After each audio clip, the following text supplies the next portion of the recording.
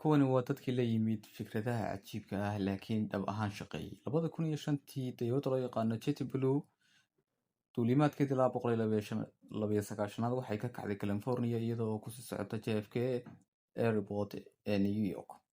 Laakiin markii ay kacday, waxaa la ogaaday mirir kadib waxay ogaadeen howlwadeennadii inay wax ka khaldan yihiin taayirka hore ee dayuurada oo soo laabmi waayay. Kadib waxaa la ogaaday inuu dhinac u jeestay, taasi oo macnaheedu yahay haddii dayuurada la isku dayo in la dejiyo ay dayuuradu guban karto.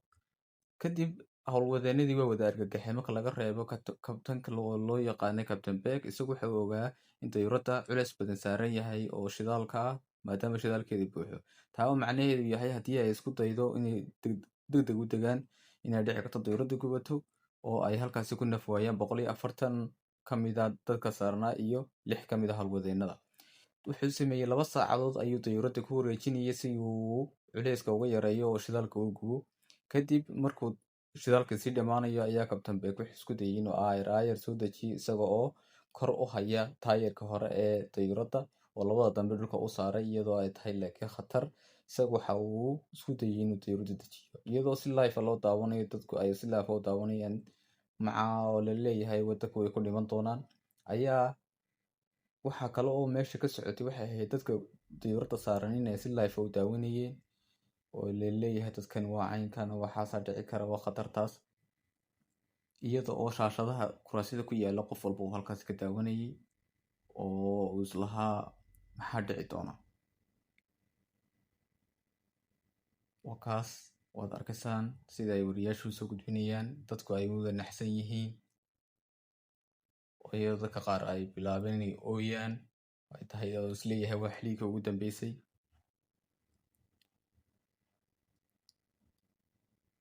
Captain Beck ayaa isagu isdejiyey, dayuuradii u dejiyey, labadii lugooda dambe isagoo afka ama taayirka hore kor u haya, speedka si uu u yareeyo, reverse test buu geliyo. Kaas taayirka wuu arkaysaan sidii uu yara ololayo laakiin aad uma gubanayso oo dayuuradu waxba may soo gaadhin.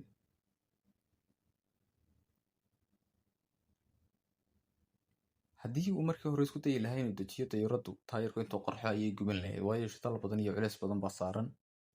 Maadaama Captain Beck uu si nabad u dejiyey, dadkii oo dhammaan ay badbaadeen, hantidii badbaaday, naftii badbaaday, waxaa aad iyo aad qof walba ula yaabay deganaanta uu Captain ku isdejiyey uu la yimid fikrada cajiibka ah oo qof walba badbaadisay. Ninkana waa nin kale oo qof walba uu yidhi waa ninkii waalnaa. Waa ninkaas oo ku nool UK, waxaa lagu magacaabaa Dustin Low. 2011 waxa uu iibsaday guri villa ah oo ku iibsaday 500,000. Guriga wuxuu iska ahaa guri duuga laakiin isagu wuu jeclaaday, wuu ka helay. Waxa uu ku kharash gareeyay $150 oo kale ilaa 200 si uu dib ugu cusboonaysiiyo. Waxa uu ku kordhiyey meeshii xamaamkii, meeshii la seexanayay, qolyo hurdo, qolyo sinima wax lagu daawado. Kadib ganacsigiisii waa hoos u dhacay isagoo waxba bixin kari waayay. Waxa uu ka baqday in guriga laga qaado. Kadib waxa uu isku dayay inuu iibiyo isagoo ka cabsanaya inay dowladdu ka qaadato maadaama uu deymo lagu lahaa. Kadib waxa uu gurigii yidhi waxaan rabaa inaan ku iibiyo 1 milyan. Waa laga iibsan waayey. Haddana wuxuu isku dayay inuu 800 ku iibiyo. 500,000 buu haddana yidhi isagoo markaa lacag badan khasaari lahaa. Cid ka iibsatay ayaa tali waayey ninkii. Markaa waxa uu isku dayay oo fikradu la yimi in dad badan xiiseeyaan khamaarka. Kadib fikradda khamaarka ayaa uu yidhi bal ka waran haddii aan dadka kaga iibiyo gurigayga khamaar ahaan oo uu qofkii kaliya bixiyo $2, tigidhkaasna hadhow uu qof si bakhtiya nasiiba u helo. Dabcan tani waxay ahayd badheedh aad iyo aad u weyn. Waxa uu iibiyey 300,000 oo tigidh isaga oo ka helay $600,000. 24 saacadood kadib qaybtii online-ka eegay. Qaybta online-ka marka uu eegay wuxuu ogaaday in dad ka soo codsadeen China, Ruushka ilaa iyo Afrika. Isku geyn lacagta uu ka soo xareeyay waxay noqotay $1 milyan iyo $300,000. $300,000 kharashkii waxaa uu iskaga bixiyey. 25,000 waxa uu sameeyey waa uu deeqay. Gabadh ayaa ku guuleysatay oo $2 oo kaliya ka heshay guriga qaaliga ah ee $700,000 uu siistay. Ninkii fikradii uu la yimid wuxuu iskaga bixiyey wixii lagu lahaa amaah iyo waxaasoo dhan, baabuurku ka iibsaday, ganacsi buu ka samaystay, waxaasoo dhan. Marka hore saaxiibadii lahaayeen waa lan baa tahay. Fikradda taa kasii daran waxa weeyaan fikraddii badbaadisay lacagta malaayiinka ah. Waxa ay ka dhacday 2010kii qaybta ama laboratory-ga ama shaybaadhka xogaha ee Mareykanka, laakiinse dowladdu waxay ugu tala gashay in lacag yar lagu soo iibsado, iyada oo markaasi budgetka loogu talagalay iyo waxa ay u baahan yihiin aanay aad iyo aad u kala fog yihiin. Ninbaa markaa wuxuu la yimid fikrad cajiiba, wuxuuna yidhi intaan computer weyn aad u weyn soo iibsan lahayn maynu soo iibsano PlayStation 3. Waxay soo iibsadeen 1760 xabo, dhammaantood way isku wada xidheen, waxay ka dhigeen hal processor oo aad u weyn oo awood u leh wixii uu qaban lahaa computerka kale weyni, maadaama ay lacag loogu talagalay aanay jirin. Waxaa kaga baxday $600,000. $600,000 halkii ay computer weyn iibsan lahaayeen oo ay ku kharash garan lahaayeen $100 milyan ilaa $400 milyan, $600,000 ayay sidii maxaan ku dhahay kaga soo iibsadeen. Wixii markaa wuxuu kaga duwan tahayba wax kasta oo PlayStation-ka ka xumaada si fudud ayaa suuqa looga soo heli karaa oo loo habeyn karaa oo loo hagaajin karaa, iyadoo online iyo dukaankaba laga heli karayo oo si aad iyo aad u fudud iyo qiimo jaban lagu heli karayo. Sidoo kale haddii shaqaaluhu xaajisaan gameska iskaga ciyaarayaan si aad iyo aad u dhib yar. Fikradda taa kasii cajiibsan waxay ka dhacday gobolka California ee Mareykanka. Waxaa la ogaaday in biyo xidheennada gobolkaasi ku yaala dhammaan xilliga xagaaga ay uumi baxaan oo biyuhu ka dhammaadaan oo qalalaan, taasi oo maxaan ku dhahay keenta inay nabaad guur dhulkii ku dhaco. Nin ayaa waxaa la yimid fikrad cajiiba, isagoo soo ururiyey malaayiin kubadaha yaryar ee buushka ah si uu ugu shubo dusha balliyadaasi oo ay cadceedda uga xidhaan oo si aanay biyahaasi u uumi bixin oo ilaa iyo xilliga gu'ga laga gaadhayo. Sidoo kale taasi waxa ay ka hortagaysaa in biyahaasi aanay uumi bixin oo aanay bacteria ku dhalan, oo la manaafacadsado xayawaankii iyo dadkii iyo dhammaan cid kasta oo u baahata ay manaafacaadsato oo ay isticmaasho biyahaasi oo ay ilaa iyo gu'ga gaadhsiiyaan. Markaasi marka lagu shubo kubadahaasi waxa ay ka hortagayaan inay uumi baxaan oo biyaha ay halkaasi ka dhammaadaan. Dad badan ayaa fikraddii kaga dayday, iyagoo sameynayay inay malaayiinka kubadaha ay ku shubaan dhaamamka iyo barkadaha si ay biyahaasi xilliga xagaaga u hayaan. Sheekada kale waxa weeyaan 1998kii waddanka Costa Rica waxa uu isku dayay in uu xal u helo dhul aad iyo aad u baaxad weyn oo noqday lama degaan oo aan waxba ku korayn, doog yeelanayn, naq yeelanayn, maxaa xayawaankii ay dhimanayaan abaar darteed. Taasi oo macnaheedu yahay wax walba inay ka xagaa baxeen. Dadkii khubarada ahaa ee waddankaasi deganaa waxay isku dayeen oo ay ka fikireen inay bal si uun u xaliyaan arrintan. Dabadeedna khubradii mid ka mid ah ayaa waxa uu isku dayay in uu bal ku qanciyo dowladda, maadaama ay soo saaraan liin aad u fara badan, in hadhaaga liinta ee diirka liinta halkaasi lagu qubo muddo aad u badan, sanado fara badan ah, si ay taasi hadhow tuulo dhulka u nafaqayso.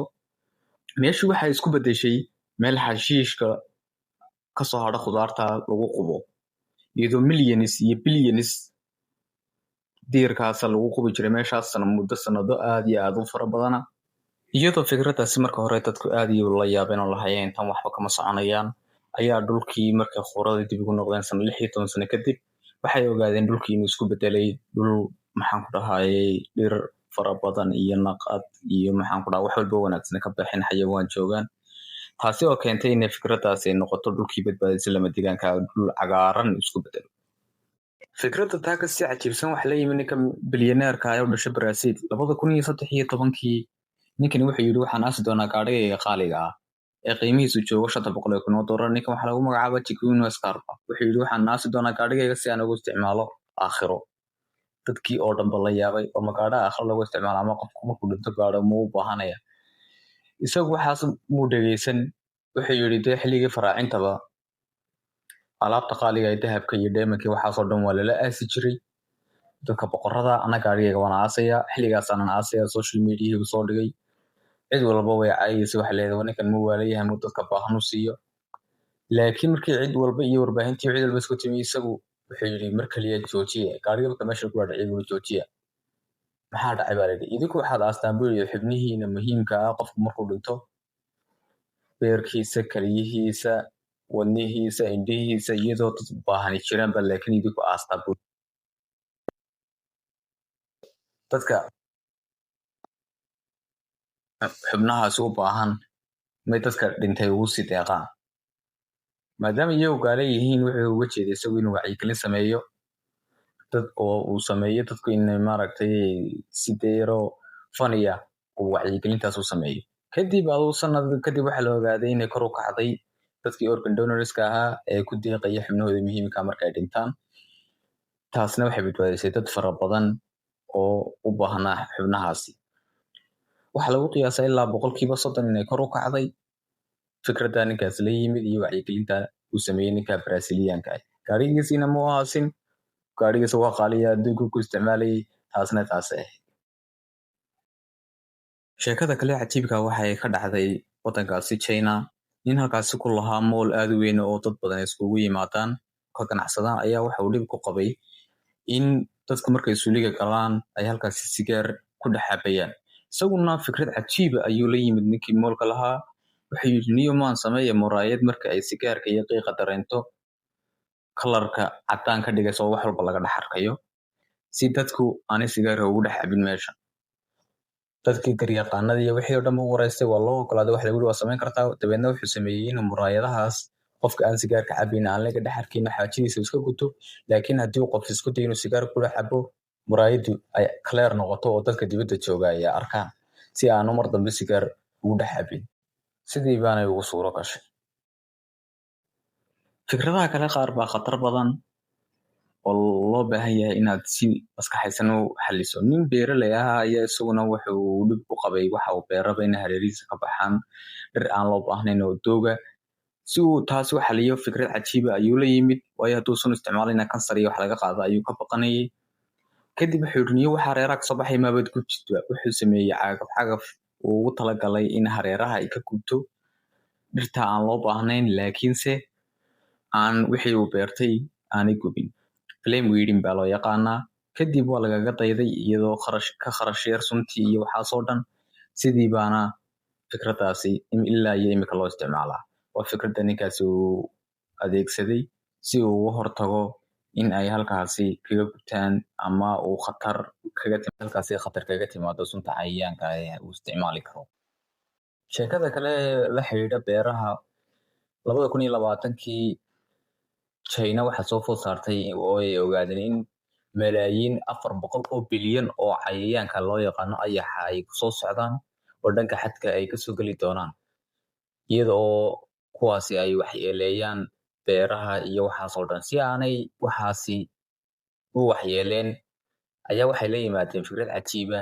dowladda Shiinuhu si ay kharashka u yareeyaan waxay yidhahdeen man isticmaalo shimbiraha loo yaqaano dhagta aan arkayno halka ka arkayno.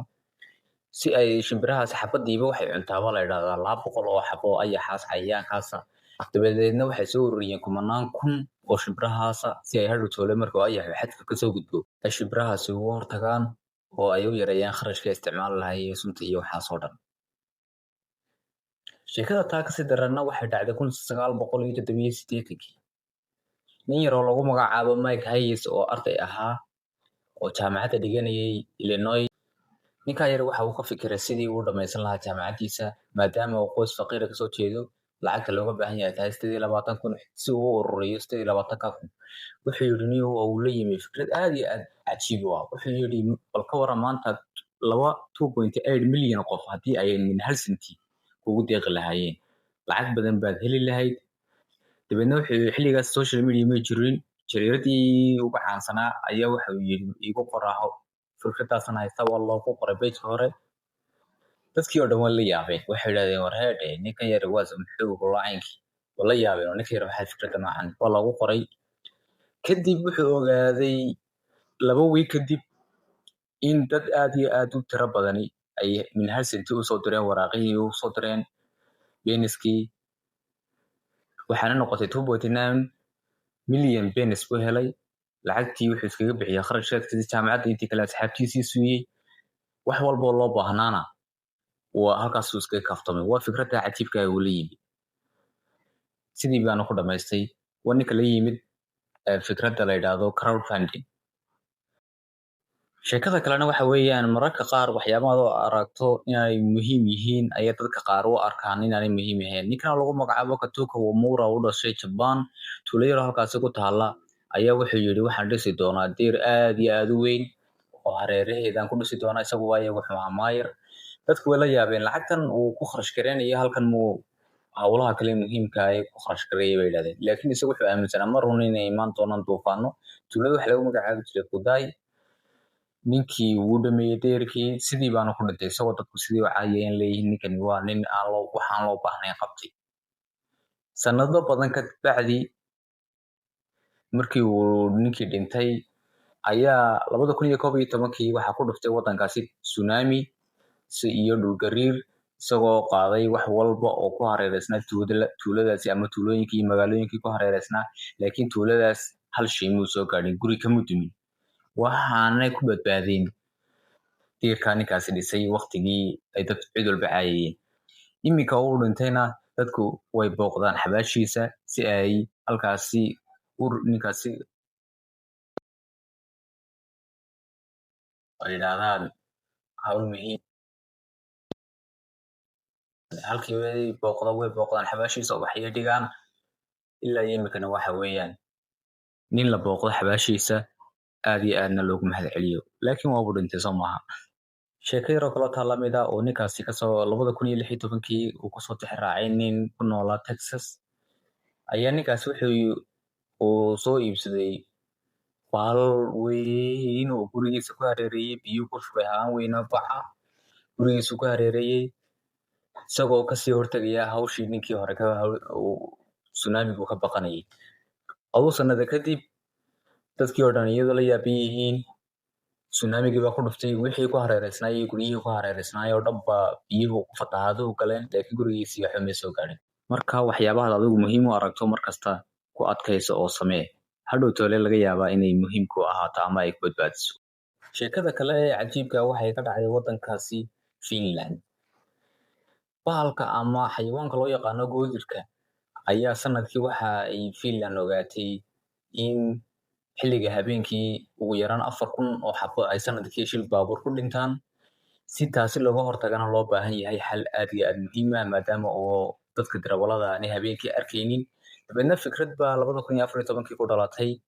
Waxay yidhaahdeen marka hore haddaan geesaha marino, geesaha xayawaankaas oo dhan aan marino, rinji hadhow toole ifaya markuu leedhku ku dhaco reflection sameynaya oo si dadka darawalada ay u arkaan ay uga badbaadaan bahaladaas ay ugu joogsadaan.